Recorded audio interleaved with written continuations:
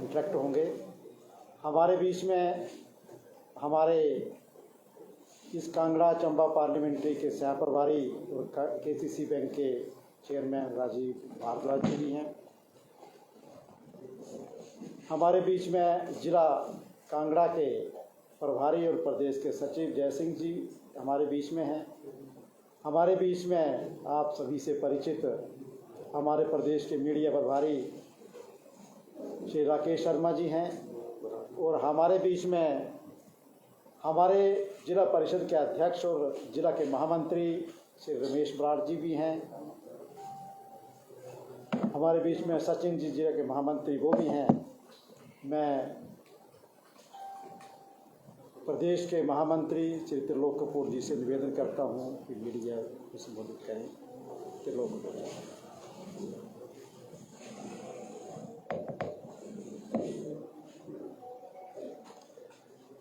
नमस्कार। आज की इस प्रेस वार्ता में आप सभी का अभिनंदन और स्वागत।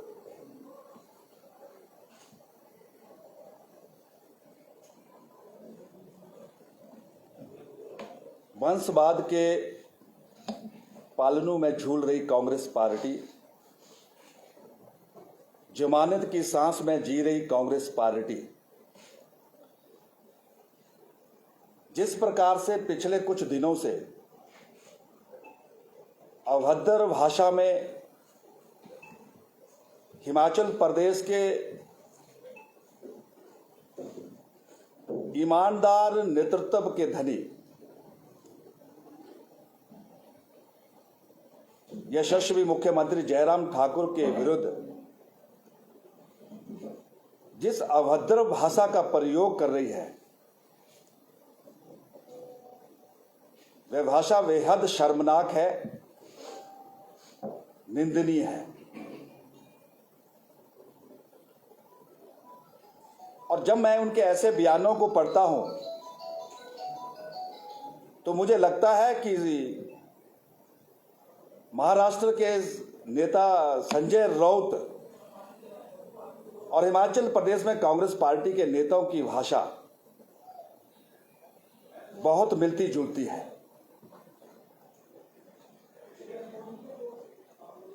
और उसका परिणाम ही वही होगा जो संजय राउत और उनकी पार्टी का महाराष्ट्र में हुआ है, और वही हाल है यहां पर हिमाचल प्रदेश में कांग्रेस पार्टी का होगा। मैं समझ सकता हूं कि कांग्रेस जिस अभद्र भाषा का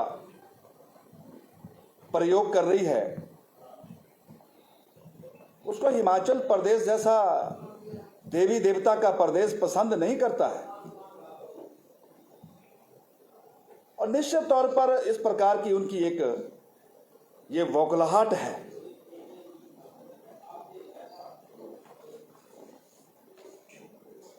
मित्रों, हम सब जानते हैं कि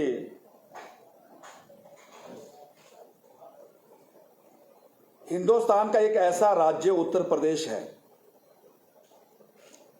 जिस राज्य से श्री जवाहरलाल नेहरू, श्री लाल बहादुर शास्त्री, श्रीमती इंदिरा गांधी और श्री राजीव गांधी जैसे कांग्रेस के नेता देश के प्रधानमंत्री बने। लेकिन यह भी सही है कि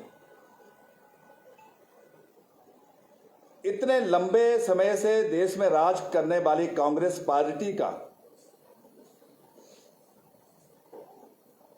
कांग्रेस भारत मुक्त अभियान का अगर शुभारंभ हुआ तो उस देश के सबसे बड़े राज्य उत्तर प्रदेश से शुरू हुआ। आज आप देश के मानचित्र में देख सकते हैं कि कांग्रेस पार्टी जिसका तेजी के साथ जो है वो अस्तित्व जो है वो समाप्त हो रहा है। और आज इस प्रेस वार्ता के माध्यम से मैं ये भी स्पष्ट करना चाहता हूं कि जिस कांग्रेस पार्टी का भारत मुक्त अभियान जो है वो उत्तर प्रदेश से शुरू हुआ था, मात्र 2 राज्य बचे हैं, एक छत्तीसगढ़ और एक राजस्थान। और उसका जो समापन समारोह होगा वो अगले वर्ष नवंबर में जब चुनाव होंगे छत्तीसगढ़ के और राजस्थान के, वो उन राज्यों में होगा। अर्थात इतने लंबे समय तक राज करने वाली कांग्रेस पार्टी इस देश से ही समाप्त हो जाएगी। और जिसका कारण क्या है? इसका कारण यही है कि कांग्रेस पार्टी एक वंश और परिवार की पार्टी बनकर रह गई है। और मुझे फख्र है कि आज भारतीय जनता पार्टी विश्व की सबसे बड़ी लोकतांत्रिक पार्टी, जिसने हर पड़ाव पर, हर पहलू से हर कार्यकर्ता को अपनी योग्यता के आधार पर आगे बढ़ने का अवसर दिया है, वो हम सबके ध्यान में है।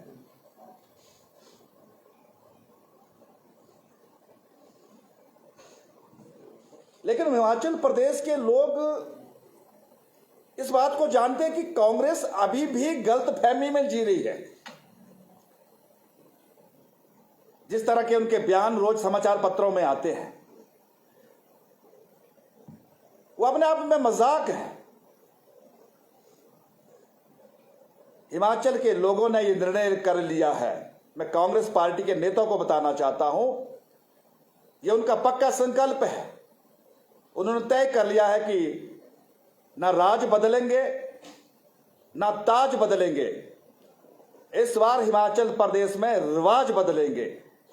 ये मूल मंत्र उन्होंने इसका संकल्प ले लिया है। और हम सबके वो ध्यान में रहेगा कि जिस प्रकार से उत्तर प्रदेश, उत्तराखंड, मणिपुर और गोवा में देश की जनता ने देखा है,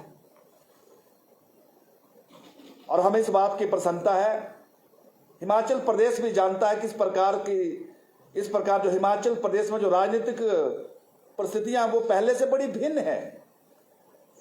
क्या कभी हमने सोचा था इस छोटे से प्रदेश से विश्व की सबसे बड़ी लोकतांत्रिक पार्टी के राष्ट्रीय अध्यक्ष बनेंगे? किसने कल्पना भी नहीं की होगी। लेकिन आज हम सब इस बात के गवाह है कि आज भारतीय जनता पार्टी के राष्ट्रीय अध्यक्ष आदरणीय जगत प्रकाश नड्डा जी, जिनका मूल संबंध, जिनका गृह प्रदेश हिमाचल प्रदेश है, क्या कभी हमने सोचा था कि इस प्रकार से हिमाचल प्रदेश का एक नौजवान जो चौथी बार पार्लियामेंट में पहुंचे हैं, जो पार्लियामेंट की एक सेलिब्रिटी है, और जिनको नरेंद्र भाई मोदी जी ने अपनी कैबिनेट में सूचना प्रसारण जैसे महत्वपूर्ण मंत्रालय, यूथ एंड स्पोर्ट जैसा महत्वपूर्ण डिपार्टमेंट हिमाचल प्रदेश के नौजवान के कंधों में दिया है। और हिमाचल प्रदेश के मुख्यमंत्री, जिनका 4.5 वर्ष का जो ईमानदार सुशासन, इस प्रकार की जो ये एक त्रिदेव ताकत, ये संयोग है भी, इस ताकत के हम बलबूते पर हिमाचल प्रदेश के चुनाव में जाएंगे। और निश्चित तौर पर जिस प्रकार से इस त्रिदेव की गति हिमाचल प्रदेश के विकास को मिल रही है, उससे हिमाचल प्रदेश के लोगों का भी आत्मविश्वास मजबूत हुआ है। ये परिस्थितियां भिन्न हुई है इस बार। जो कांग्रेस के लोग कहते थे कि यहां परंपरा कुछ और है, परंपरा थी, लेकिन इस बार परंपरा बदलेगी। और परंपरा किस कसौटी पर बदलेगी? ये त्रिदेव जो हमारी कसौटी है, आदरणीय नड्डा जी का इस मुकाम पर पहुंचना, आदरणीय अनुराग जी का नरेंद्र मोदी जी की कैबिनेट में काम करना, और जयराम ठाकुर जी का जो 4.5 वर्ष का ईमानदार सुशासन, ये भारतीय जनता पार्टी की त्रिदेव की ताकत है। इस ताकत के आधार पर हम इस बार रिवाज को बदलने वाले हैं।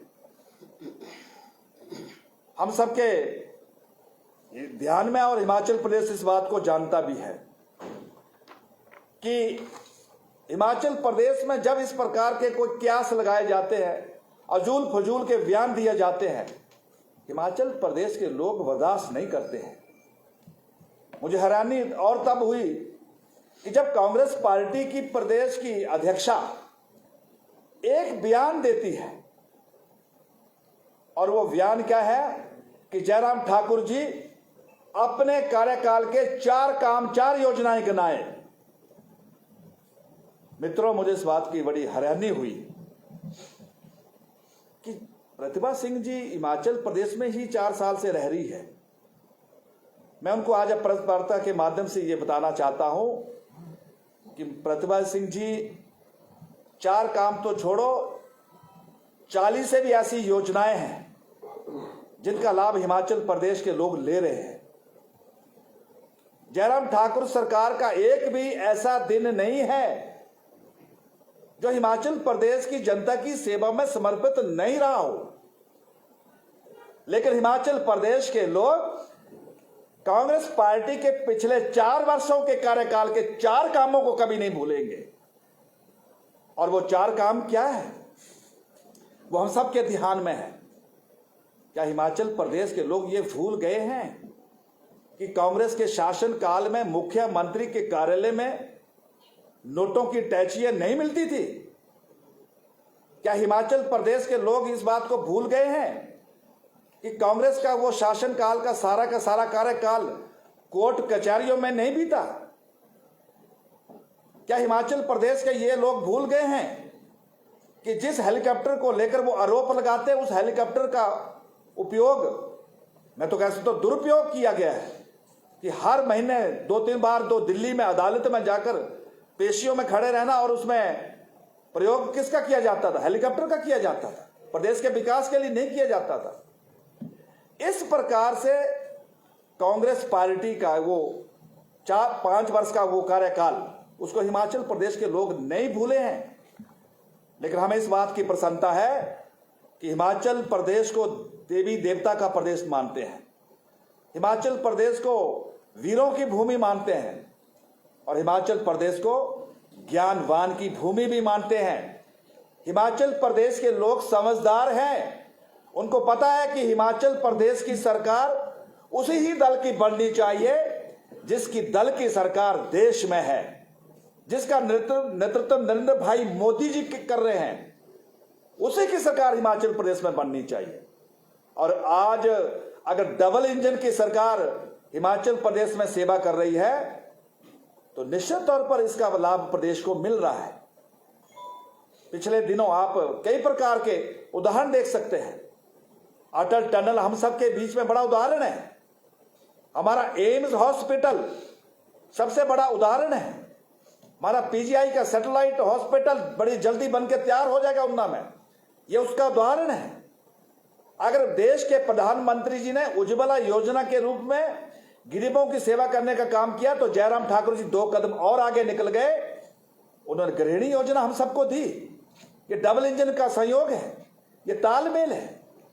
अगर विश्व की सबसे बड़ी आयुष्मान भारत योजना मोदी जी लेकर आए तो जयराम ठाकुर जी पीछे नहीं रहे। उन्होंने हिम केयर योजना प्रदेश को दी। हिमाचल प्रदेश के हर वर्ग को न्याय मिले जनमंच आपके सबके सामने है। मुख्यमंत्री हेल्पलाइन योजना है, अनेकों योजनाएं। मैं अगर उन योजनाओं को गिनाऊंगा तो समाचार पत्र छापने में जगह नहीं मिलेगी। लेकिन किस प्रकार का गैर जिम्मेदार ध्यान कांग्रेस की प्रदेश अध्यक्षा आज भी बहुत बड़ी गलतफहमी में है। और मुझे इस बात का फख्र है कि पिछले इन 4.5 वर्षों के अंदर जिस कांग्रेस पार्टी को हिमाचल प्रदेश में हर दिन भ्रष्टाचार से जूझना पड़ता था, कोई ना कोई आरोप लगता था, मेरी सरकार पर, मेरे नेता पर, किसी भी नेता पर यह दाग नहीं लगा है। मैं अपने हिमाचल प्रदेश के यशस्वी मुख्यमंत्री जयराम ठाकुर को बधाई देना चाहता हूं। और जब हम चुनाव के उस पड़ाव में जाएंगे तो मेरा कार्यकर्ता नजर झुकाकर नहीं, नजर से नजर मिलाकर बात करेगा कि मेरी सरकार ने यह काम करके दिए हैं। तो इस तरह का जो विषय थे, मैंने महसूस किया कि आप सबके ध्यान में लाऊं। इन्हीं विषयों को लेकर मुझे आपसे चर्चा करनी थी। आपके मन में कोई सवाल है तो आप प्रश्न कर सकते हैं। अगर आपके 4 साल के सरकार के कार्यकाल इतना अच्छा था तो 4 साल के बाद 4 सीट पर पूरी तरीके से हारने की वजह क्या थी? जनता का अपना डिसीजन या पार्टी की बहुत बड़ी कमजोरी जो सही में शासन नहीं कर पाई, सुविधा मुहैया नहीं करा पाई? पांडे जी, इस सवाल का उत्तर हम अनेकों बार दे चुके हैं। हमने पहले स्वीकार किया है कि वो जो पिछले चुनाव थे हमारा अति उत्साह भी था, और उसमें दूसरा जो जिस प्रकार से कांग्रेस पार्टी ने एक वो संवेदना के विषयों को लेकर प्रचार प्रसार किया, उसमें चूक हुई। और हम तो मानते हैं कि वो अलर्ट था हमारे लिए, हमने उस अलर्ट से बहुत कुछ सीखा। अगर वो अलर्ट नहीं मिलता तो आज हम अति उत्साह में होते। इसलिए हम पूरी तैयारी के साथ, हमारा संगठन पूरी, आज भी जो धर्मशाला में हमारी एक अलग संगठन की बैठक थी, हम कदम कदम पर हर पहलुओं को विचार करके आगे बढ़ रहे हैं ताकि किसी भी प्रकार की कोई कमी न रह जाए। क्योंकि इस प्रकार का सत्ता में दोबारा आना ये हमारे लिए चुनौतियां, हमने इसको चुनौती के आधार पर लिया है। और हमने कहा है कि गुजरात, छत्तीसगढ़, मध्य प्रदेश की तर्ज पर जो पिछले दिनों में जो राज्यों में चुनाव हुए हैं, जिसमें छत्तीसगढ़, जिसमें उत्तर प्रदेश खड़ा हुआ है, गोवा और उत्तरांचल खड़ा हुआ है, मणिपुर खड़ा हुआ है, उसी तर्ज पर हिमाचल प्रदेश भी खड़ा होगा। ये बहुत संवेदनशील सवाल है सर। लोकायुक्त का वाक्य कांगड़ा जिला के प्रभारी भी हैं आप, बड़ा जिला है, बड़ा सरकार यहाँ से बनती है, इन मुद्दों को लेकर आप जनता के बीच में जाने वाले हैं? पवन जी, जो पिछले 4.5 वर्षों में मेरी डबल इंजन की सरकार ने मिलकर हिमाचल प्रदेश के विकास को आगे बढ़ाया है, विपरीत परिस्थितियों के बावजूद हमारे पास एक लंबी उसकी सूची है। और हमने विशेष वर्ग के लिए नहीं बल्कि सभी वर्गों के लिए एक समान, उसमें अनेक पहलू है, चाहे हमारा महिला वर्ग है, चाहे हमारा युवा वर्ग है, चाहे हमारा किसान है, चाहे हमारा आदिवासी है, चाहे हमारा अनुसूचित जाति वर्ग है। सभी वर्गों के लिए जो मेरी सरकार ने जो योजनाएं दी है, उनके लिए जो काम किया, वो हमारे विकास के जो मंत्र है, वो जनता के बीच में जाने के लिए हमारे सूत्र है। हेलीकॉप्टर की राजनीति आपने भी की और कांग्रेस ने भी की। हेलीकॉप्टर कई मौके पे दिखाई नहीं देता। जब कुल्लू का हादसा हुआ, हेलीकॉप्टर क्या सिर्फ मुख्यमंत्री के लिए, मंत्री के लिए, उनके पोते के लिए, उनके बच्चे के लिए है? आम आदमी के लिए हेलीकॉप्टर क्यों नहीं है? और अगर 4 साल में इतना संतोषजनक आपकी उपलब्धियां रही, तो आज तक हिमाचल को जो मेडिकल हेली जो कहते हैं वो क्यों नहीं मिला? कल हेलीकॉप्टर का उपयोग क्यों नहीं किया गया? कईयों की जान बच जाती। कल कहा कि भाजपा की संवेदना और भाजपा सरकार की संवेदना जब इतना बड़ा बरसात हुआ और कई लोग मारे गए। पांडे जी, मैं आपसे ये जान रहा हूं कल बरसात की क्या मौसम की परिस्थितियां रही होगी। मुझे लगता है कि हमारे मुख्यमंत्री तो इतने दयालु हैं, जिन्होंने हर पड़ाव पर अपने आप को जो है वो प्रमाणित किया है। लेकिन वहां पर हेलीकॉप्टर ना जाए और मुख्यमंत्री के ध्यान में हो, मैं इससे सहमत नहीं हूं। लेकिन हो सकता है कि बरसात थी, कल बारिश हो रही थी, मौसम विभाग की अनुमति नहीं होगी, इसलिए हेलीकॉप्टर का उपयोग नहीं हुआ होगा। नहीं पांडे जी, मैं स्वयं प्रशिक्षित विमान चालक रहा हूं। मेट्रोलॉजी इसका एक अहम पार्ट है। जब तक ATR क्लियरेंस नहीं देगा हम फ्लाई नहीं कर पाएंगे। और जहां इतनी जान हमारे लोगों की गई है, वहां और दुर्घटना ना हो, कहीं ना कहीं को कारण रहे होंगे इसके लिए। जी, माफी तब मांगे ना जब वो जानबूझ कर किया हो। कोई ऐसी मुश्किलात और इस तरह की परिस्थितियां रही होगी तो माफी मांगने का सवाल ही नहीं है। जी, लोग जी, आप कह रहे हैं जैसे प्रतिपक्ष की बयानबाजी पे बात करी, नेता प्रतिपक्ष की बयानबाजी पे बात की। अभी कुछ दिन पहले सतपाल सिंह सत्ती जो आपके पूर्व अध्यक्ष हैं, उन्होंने भी कहा कि जमीन पे गाड़ देंगे। क्या इस प्रकार की बयानबाजी करना उचित है? ऐसा है कि जिस भाषा में वो बात करेंगे उसी भाषा में उनको उत्तर मिलेगा। उन्होंने तो किसी भाषा का उपयोग, तो वहाँ पे जो विरोध है वो विरोध तो कर ही सकते हैं। मिलन जी, वो लगातार आप उनके अखबारे और उनके वीडियो चेक करें, वो किस भाषा में बात कर रहे हैं, किस प्रकार से उन्होंने मुख्यमंत्री जैसे हमारा जो एक सामान्य सर्वोच्च पद होता है प्रदेश का कि मकान खाली करें, उन्होंने क्या कुछ नहीं कहा है। और मैंने ये कहा है आज इस प्रकार की जो भाषा है ये संजय राउत भी वो व्यक्त करते हैं। क्या हश्र हुआ उनका, और वही हाल इनका होगा। हमारे मुख्यमंत्री बिल्कुल संयम से बात करते हैं। हमारे मुख्यमंत्री जी ने कभी कोई ऐसा अपशब्द किसी के लिए कहा हो, उनको दुख हुआ हो। आप सबका बहुत बहुत धन्यवाद। नमस्कार।